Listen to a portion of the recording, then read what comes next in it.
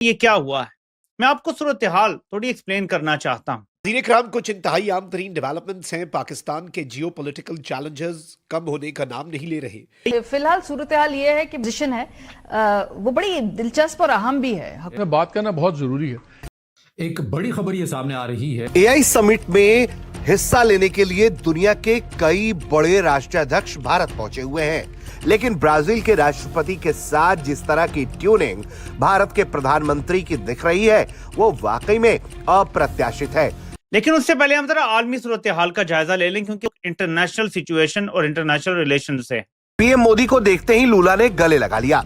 लगातार दोनों एक दूसरे से बातचीत करते हुए नजर आए और एक दूसरे का पीठ थपथपाते हुए नजर आए। इस तस्वीर में देखिए कि कैसे दोनों अगल बगल बैठे हुए हैं और हाथों में हाथ पकड़े हुए हैं। पीएम नरेंद्र मोदी और लूला के बीच की ये ट्यूनिंग की तस्वीरें आप देख लीजिए, कैसे दोनों एक दूसरे से इतने भीड़ भाड़ में बातचीत करते हुए नजर आ रहे हैं।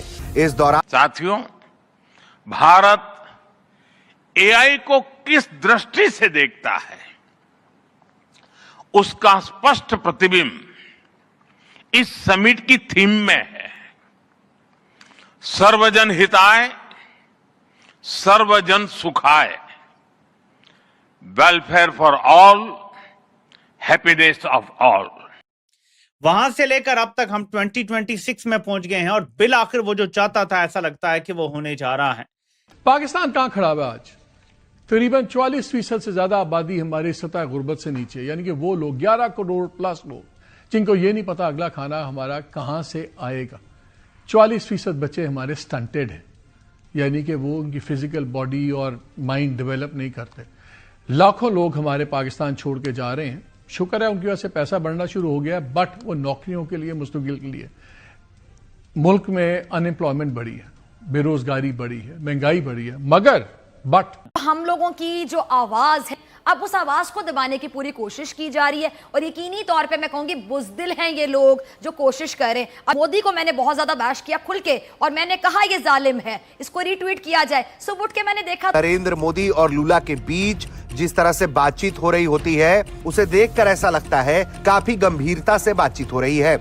इस दौरान ब्राजील के राष्ट्रपति लूला लगातार किसी बात को लेकर पीएम मोदी को ब्रीफ करते हैं, ऐसा ही तस्वीरों में दिखाई पड़ता है। किसका नुकसान हुआ? वो तो पाकिस्तान का नुकसान हुआ है ना। That was the original programme. कब मिलेगा अगले प्रोग्राम में? वो तो देखना पड़ेगा। ये क्या रहे हैं भाई? क्यों इतना देर लगा आपको?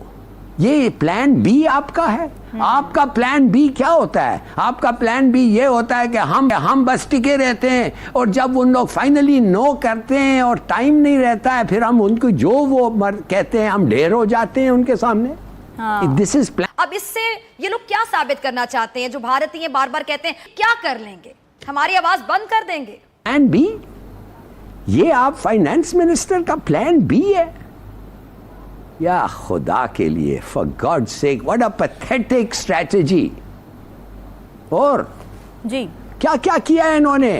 भारत और ब्राजील का यूं साथ आना सबसे बड़ी बात इसलिए भी है क्योंकि लगातार दोनों ही देश अमेरिका के साथ खटपट का सामना करते रहे हैं। और मैं वो बातें इस वक्त आपको बताऊंगा जो शायद सुन के आप हवास बाख्ता नहीं भी होते तो हैरान आप जरूर होंगे। आवाज बाख्ता उसी को बोलते हैं, लेकिन बहरहाल आप परेशान भी शायद हों, लेकिन ये हकीकत है जो मैं आपको बताने जा रहा हूं और हैरानगी की इसमें बात होनी नहीं चाहिए।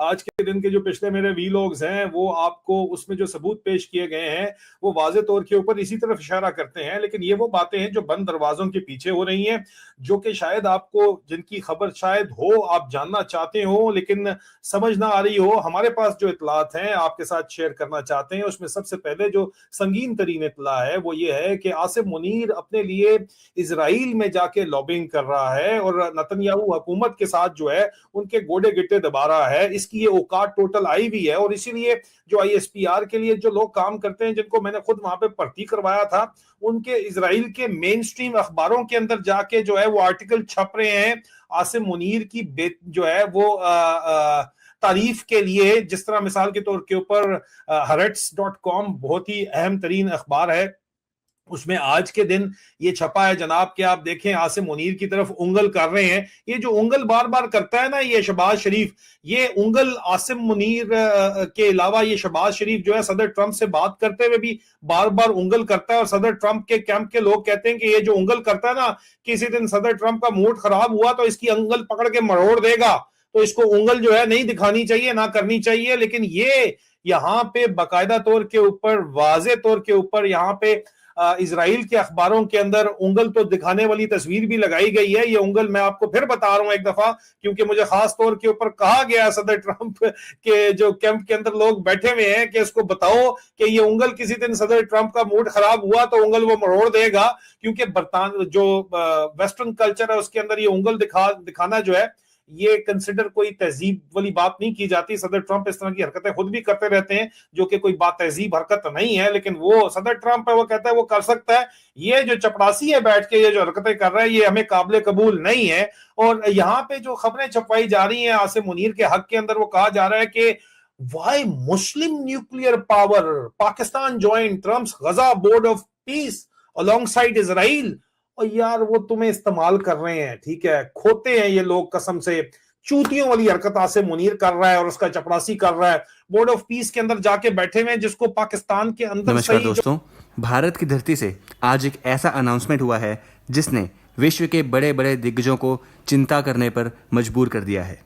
भारत में कीर्तिमान मीडिया मतलब आर्टिफिशियल इंटेलिजेंस का महासम्मेलन का आगाज हुआ है। पीएम मोदी ने जब इसका शुभारंभ किया तो पूरी दुनिया की नजरें भारत के बढ़ते कदमों पर थमी हुई थी।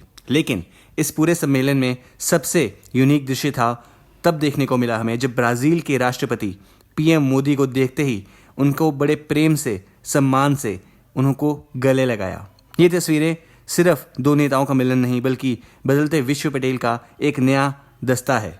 दोस्तों, इस समिट में पीएम मोदी ने एक बहुत बड़ी बात कही। उन्होंने कहा कि एआई का उपयोग मानव जाति का उत्थान यानी अपलिफ्टमेंट के लिए होना चाहिए, ना कि विनाश के लिए। भारत आज 120 से ज़्यादा देशों का नेतृत्व कर रहा है, जहां एक तरफ वेस्टर्न कंट्रीज तकनीक पर अपना एक अधिकार चाहते हैं, वहीं भारत ने the world is one family भावनाओं से सबको साथ लेकर चलने का संकल्प लिया है। इस बैठक में भारत ने दिखा दिया है कि हमारा इंफॉर्मेशन टेक्नोलॉजी अब किसी की मोहताज में नहीं है। हैरत की बात तो ये है कि हमारे पड़ोसी देश पाकिस्तान में भी इसका शोर मचा हुआ है। पाकिस्तान मीडिया आज ये देखकर दंग है कि कैसे ब्राज़ील जैसे देश जो कभी किसी के आगे झुकते नहीं थे, वो आज भारत के साथ कंधे से कंधा मिलाकर खड़े हैं। वहाँ के एक्सपर्ट्स कहते हैं कि भारत की विदेश नीति इतनी प्रचंड है कि बड़े बड़े राष्ट्र पीएम मोदी से मिलने के लिए लाइन में लगे हैं। ब्राज़ील के राष्ट्रपति का वो वार्मथ से भरा हुआ व्यवहार दिखाता है कि भारत अब विश्व गुरु बनने की राह पर अब तेज़ी से अग्रसर हो रहा है। भारत और ब्राज़ील की ये फ्रेंडशिप आने वाले समय में विश्व की अर्थव्यवस्था को एक नई दिशा देगी। जहाँ दुनिया के कई देश आपस में लड़ रहे हैं, वहीं भारत सहयोग और शांति का प्रतीक बनकर उभर रहा है। ये तस्वीरें उन लोगों के मुंह पर तमाचा है जो भारत की प्रगति को रोकने का प्रोपेगेंडा चलाते हैं। आज भारत की शक्तियों का लोहा पूरा संसार मान रहा है।